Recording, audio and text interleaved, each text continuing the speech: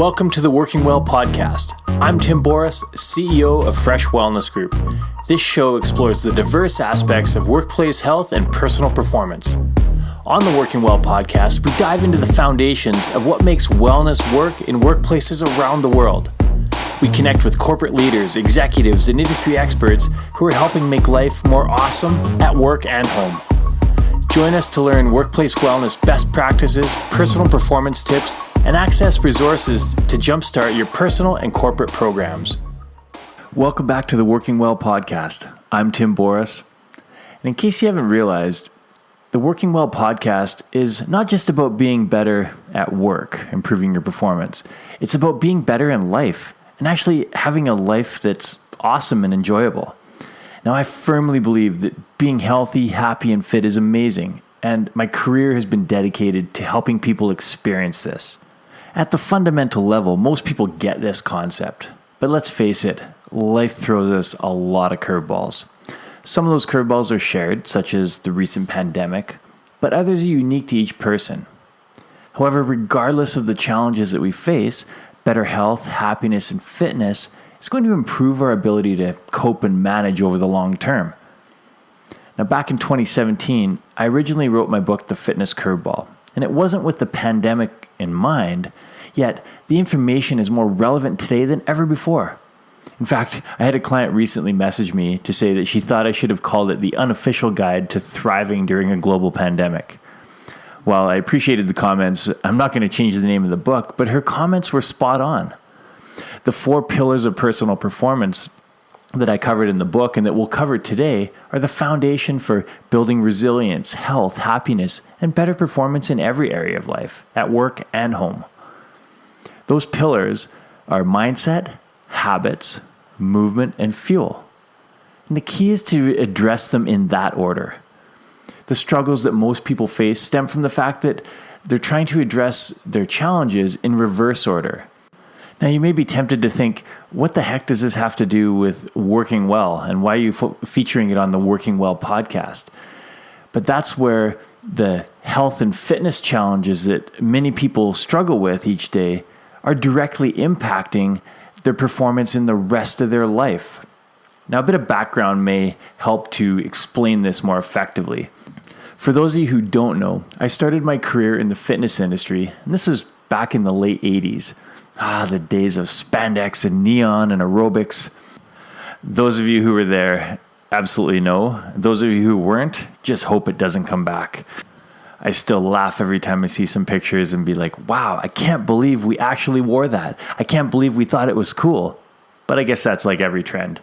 At the time, I was a young personal trainer, just out of university, working with clients. And again, the top 2 goals were get fit and lose weight, as they still are 30-something years later. The fact that those are still the same goals means that what we were doing and what we're continuing to do doesn't work. And that's where the 4 pillars of performance come in. So I would work with clients and I'd see them on average about 3 days a week in the gym or 3 hours a week. They'd come in for their session. I'd give them this great workout.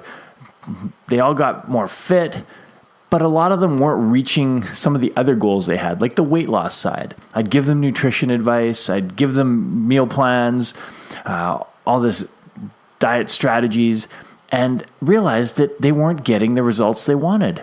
They still weren't reaching their weight on the scale. Because I saw it as my goal to help people get results, I really sat back and thought about, what is it that's holding people back? And so I started asking questions. What did they do when they left the gym? And as a young, naive personal trainer, I gave homework every single session for people to do in between the times that I saw them. And I just assumed that people would actually do it.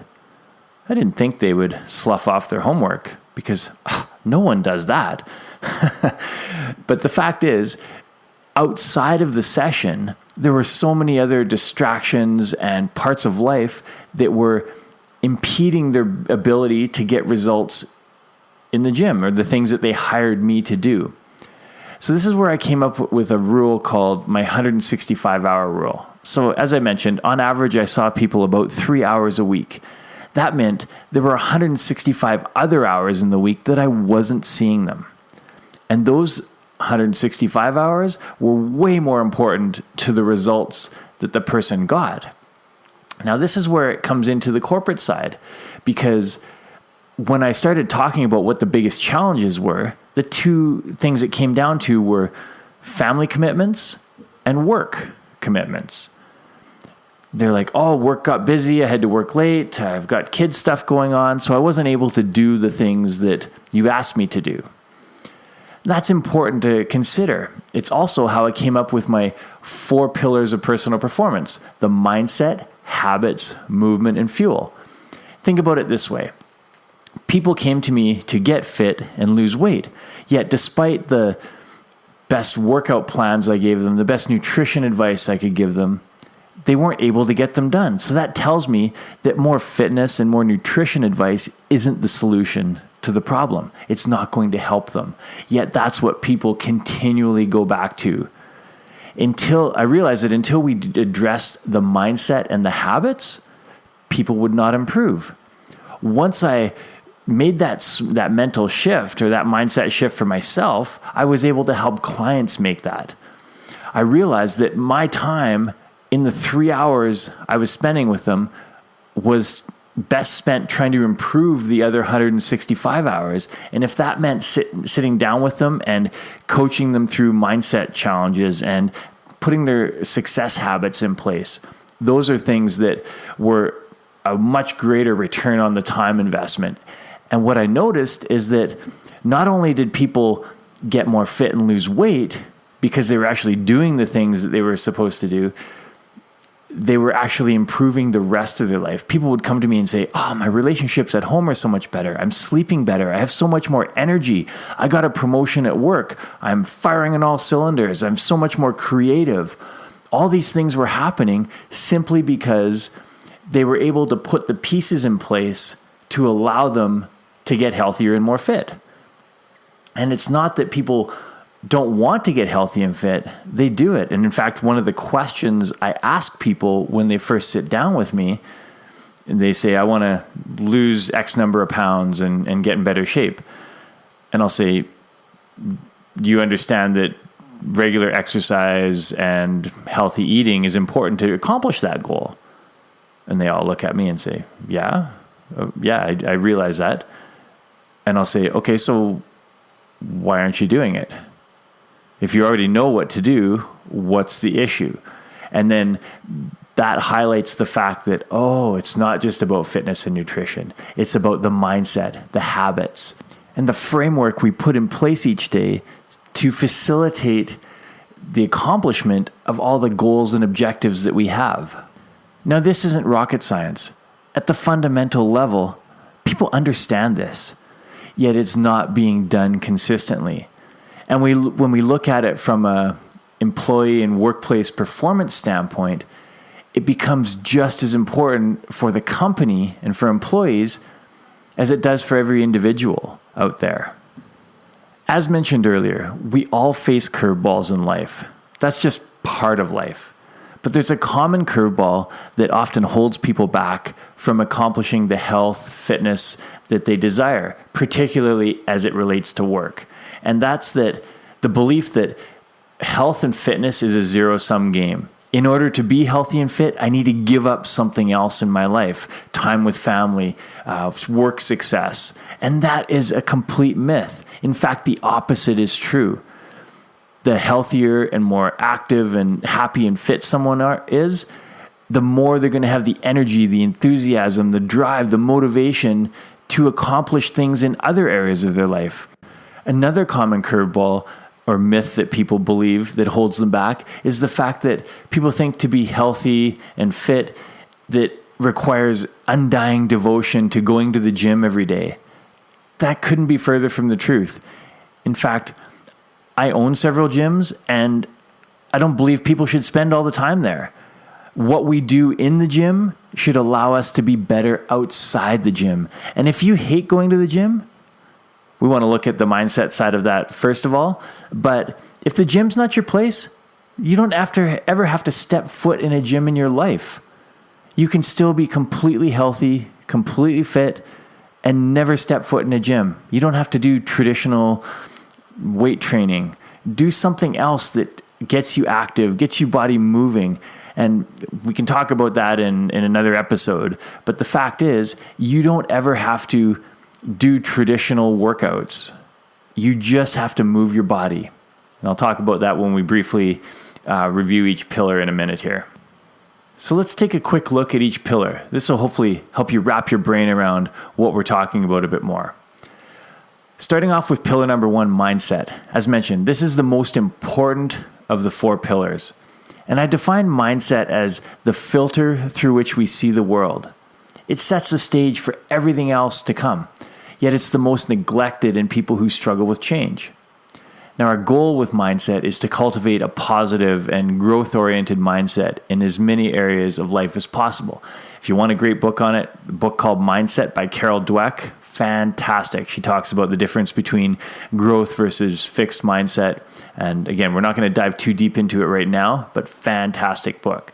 One of the key learnings from that book is that, yes, your mindset can be changed. Your mindset, it's the culmination of all your thoughts, your beliefs, attitudes, experiences, actions, and the outcomes you've achieved in life. Since these are always changing, so is our mindset. When we learn how to tune into those different aspects of our life and what we're thinking are, what our thoughts, our beliefs, our attitudes are, we can make positive change. We can choose to shift our perspective. So shifting your mindset involves a number of key areas. One is identifying your mission, vision, values, goals. And again, we are familiar with this from the corporate side. Now, I won't go down that rabbit hole from the corporate side, because I believe a lot of corporate mission, vision, values are just words on a plaque and that sit on a wall and no one ever follows them. True mission, vision, values, and goals are intricately linked. We want to live based on the deepest values that we hold, and we set our mission and vision to inspire us, and our goals are set up around that. Every individual, I believe, should have that, because if you don't, you're just randomly going through life without that purpose or connection and that passion to drive your purpose. Next step is auditing your beliefs. We have so many beliefs, and a lot of them are completely false and holding us back. We want to critically assess the things that we've taken for granted in our life. We see lots of this around personal performance. People think, "Oh, I'm horrible at that. I'm horrible at this," or I'm really smart in this area. As Carol Dweck would say, we've got fixed mindset in some areas of life and growth mindset in others. But being able to look at some of those deep beliefs that help form the basis of that mindset is really important to being able to move past them. If someone has told us since we were a kid that we're not good at something, maybe we've stopped practicing, we've stopped trying to learn because we just think that that's how it is. When we really critically look at that, we can start to realize that, hey, you know what? Maybe I do have the capability. And in fact, from science and research, we know that everyone has the ability to improve and grow, and being able to cultivate a growth mindset in as many areas of life as possible is a key aspect of creating success in life. As mentioned earlier, one of the aspects of transforming your mindset is goals. And almost everyone in the corporate world is familiar with setting goals. We do it on an annual and quarterly basis for our company, for teams within and organizations within the company. The process is nothing new, yet very few people actually set specific, measurable, the SMART goals approach for their personal life. They don't sit down and write them down. And this is, again, another critically important part. Now, at Fresh, we like to go beyond, with my company, we go beyond SMART goals and we do smarter goals. And we can explore that in another episode. But the fact is, most people don't learn how to set effective goals and do that in both professional and personal. Because if you're not doing it in personal, that's an area of your life that's being held back, because goals work. goals that are properly done work, goals that are not properly done can actually be demotivating. So if we look at the corporate side, I think I believe this is a really essential employee training skill that not a lot of companies put in place. Remember that our mindset is how we see the world. So shifting it is that catalyst for change. It's the foundational, the keystone structure that is going to facilitate all the rest of the change. Let's jump into habits now. So if mindset is our filter through which we see the world, habits are the framework with which we implement that mindset. Now, we're all familiar with habits. We have them in every area of our life. The key is to identify which ones are working for us and which ones are working against us. And also to realize that habits can be changed. A lot of people think it's really difficult to build habits, but you've built every single habit you currently have in your life. Now, this past year and a half with the pandemic has shifted a lot of habits. Think of all the new things you're doing now that you hadn't been doing a year and a half ago that you probably take for granted at this point. So habits are constantly changing. The key is to understand the habit framework and how the process, the science behind how habits are created and formed, and then to be able to essentially hack that system. I'm not a big fan of that word, but to modify and tweak the system to your own needs. If we say, hey, this habit's not working for us, it might have been good and helpful at some point, but I need to change it now.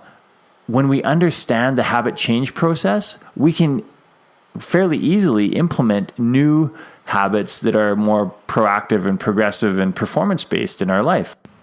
This is where things can get a bit frustrating for people, and they often give up because they say, well, I don't even know where to start. What habits do I start to change? And they might end up focusing on things that don't really make as big of an impact. They put effort and energy into creating a new habit, but it's really one that is not the most important one. And we have to just look around fitness and nutrition to see that. People say, I'm going to build a habit by going to the gym for 2 hours a day, 6 days a week. And maybe they've never gone to the gym before. They haven't set their mindset around going to the gym. They don't have the habits in place to support that process, and they wonder why they fail. This is the New Year's resolution issue in a nutshell. After working with thousands of clients over the past 30 years, I've been able to break it down to 3 what I call daily success habits. And these are things that some of you already have in place, but very few people have all of them in place and dialed in effectively. And they're based around times a day. So the first one is a solid morning routine. At Fresh, we call it the Fresh Start Morning Method. Then we have daytime performance habits. I call these energy accelerators, focus finders, and pattern interrupts. The third one is a strategic evening routine. And I call this the evening wrap-up ritual. Now, we can create all kinds of habits, but when we look at the setting the foundation for our success, having these 3 habits in place makes a world of difference. It really is the engine that drives performance in every other area of life. At the most fundamental level, these can be reframed as 3 simple statements. The morning routine is get up and get motivated. The daytime ones are stay energized and focused. And the evening ones are wind down and set yourself up for success tomorrow. That's it. There are many nuances, of course, and other factors involved. But when we look at people who are struggling with performance, it's usually because one or more of these success habits are missing. Individuals that have them dialed in are much more likely to perform well. Companies that help employees learn these skills and support their implementation are going to benefit in enormous ways. As discussed earlier, once we have our mindset dialed in, we have our mission, vision, values, we set some goals, we got some motivation behind them, and we have our 3 key success habits in place, it's so much easier to exercise regularly and eat well because we're already have the framework dialed in. Our mind's focused on the things that we're doing to improve our performance. At this point, life becomes a lot easier. As far as the actual fitness and nutrition, or movement and fuel as I like to call them, because it's much more than just fitness and nutrition, there are some basic principles to follow. With the movement side, I call it movement for that specific reason, because it's not about fitness. There's a concept that I created called the movement spectrum that explains it perfectly. Movement at the foundational level is just taking the joints in your body through their full range of motion. And ideally, we do that as many times a day as we can. One of the first homework assignments I give clients is what I call the mobility minute or movement minute. And it's as soon as their feet hit the floor in the morning, they stand up and they take every joint in their body through its full range of motion. Usually we start at the head and work down to the feet. So you move all the neck muscles and take the joints through their full range of motion. Then you do the spine and the shoulders and your hips and wrists and elbows, knees, ankles. Literally, it takes a minute. But the fact is, most people don't do that. Most people get up bleary-eyed, stumble to the bathroom or grab their cup of coffee, and then they're either into their day or they're sitting for the entire day. The human body was meant to move. And so addressing the fundamental aspect of movement is a catalyst for everything else you're going to do in your day-to-day life from a movement standpoint. So movement, taking all the joints in your body through its full range of motion. The next step in the movement spectrum is activity. And activity is dead simple. It's just the activities of daily living. The pandemic over the past year and a half has highlighted this aspect extremely well. We are a lot less active each day than we were a year and a half ago. It's just hands down. I know my personal step count went from about 8,500 a day on average down to about 1,500 to 2,000 in an average day if I'm not focusing on it. And I'm someone who's highly tuned into the aspects of the movement spectrum. So this activity component is where the 10,000 steps a day came from. It's a fascinating and overlooked aspect. Now, the actual number 10,000 was just a random thing that some researchers came up with. It doesn't, it's a nice goal to shoot for, but it's not essential that you hit that. The key thing is that we move our body more. We get out and we be active. We go walk. We pick things up. We do more manual labor. We take the stairs instead of the elevator or the escalator. Simple things like that add up. And again, the human body was meant to move. So movement, take the joints through the range of motion, full range of motion. Activity, be as active as we can each day. Notice how I haven't said anything about the gym. Exercise is the next one. Exercise is simply activity done above a baseline of intensity. So if you just get out and go for a walk around the block in the morning, while you're maybe drinking your coffee or just taking in some of the scenery, and you're just out for a casual walk, that's activity. If you go out and you walk a bit more briskly and you get a bit of a sweat going, that's considered exercise. It doesn't really matter what activity you do at a higher level of intensity. It's exercise. You're challenging your body to increase the heart rate level, put out a bit more force from the muscles. That's important. Again, nothing to do with the gym. What happens is the next step in the phase is fitness. So we've gone movement, activity, exercise, and then fitness. Fitness is exercise done with a specific purpose. That might be you're increasing your heart rate to work on your cardiovascular capacity. You might be challenging yourself by lifting some weights to improve muscle strength. That's fine, but it's optional. You don't need it for general health and well-being. It's nice to do, and as people progress through the movement spectrum, that's a logical progression for many people. Performance is simply fitness done in a competitive environment, whether it's for time or against an opponent.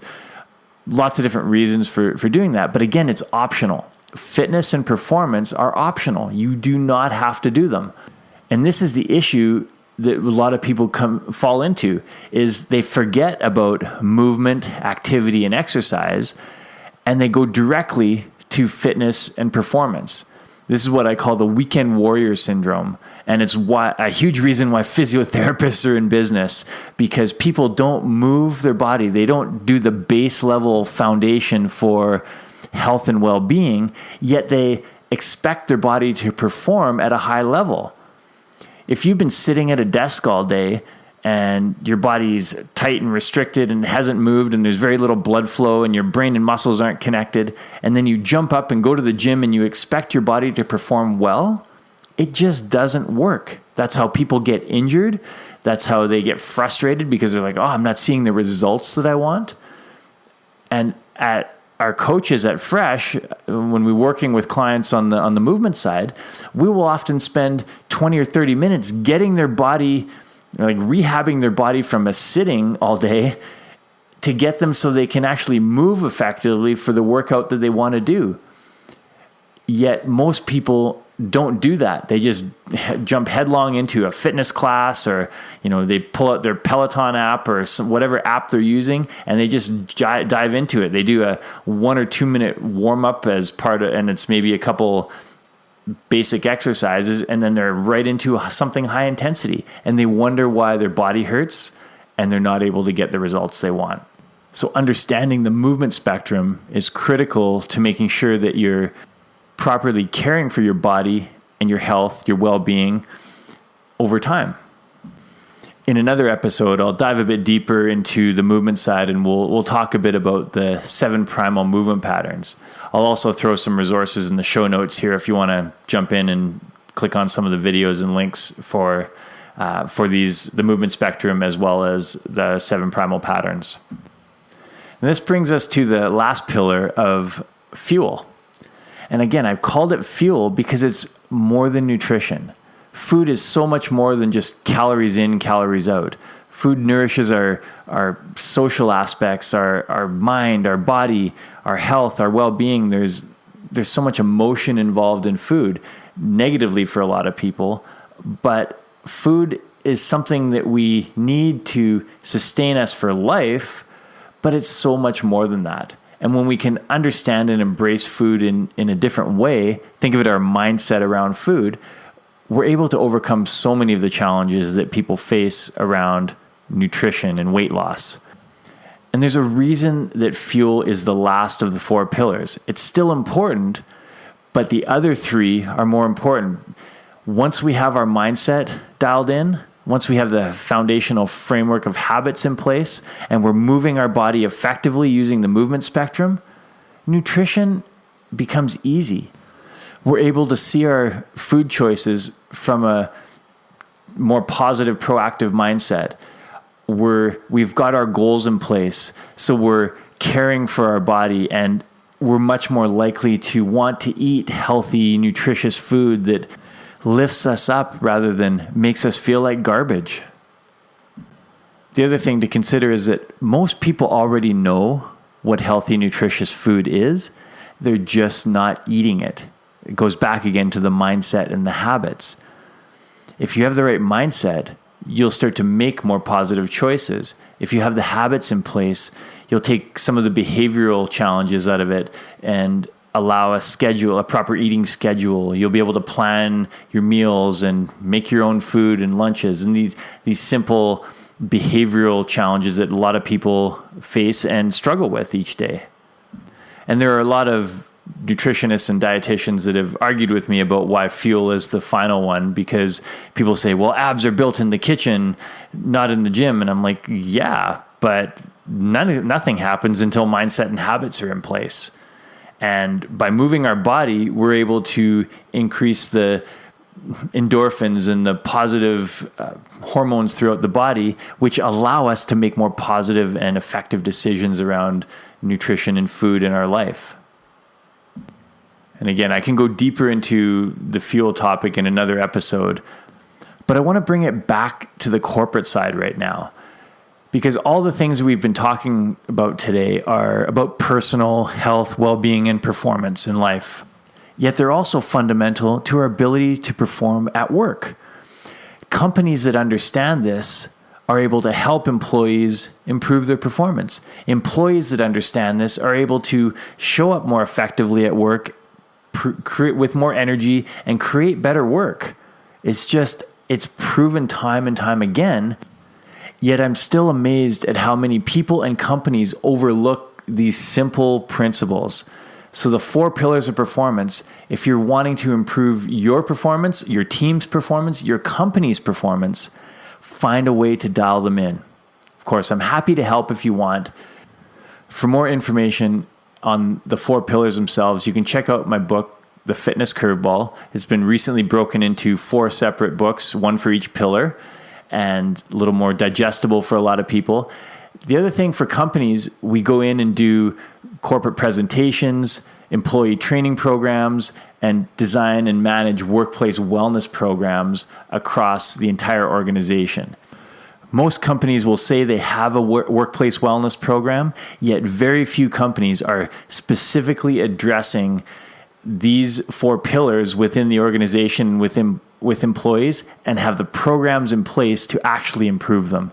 Because while programs might exist, they're not being used, and the ones that are being used are not producing the results that need to happen. That's where workplace wellness, in my opinion, needs to go in the future. And whether it's me or Fresh that helps you, or it's someone else, make sure that those changes are happening, because without it, performance for individuals will continue to suffer, and companies won't reap the benefits that improved employee health and well-being can have across the organization.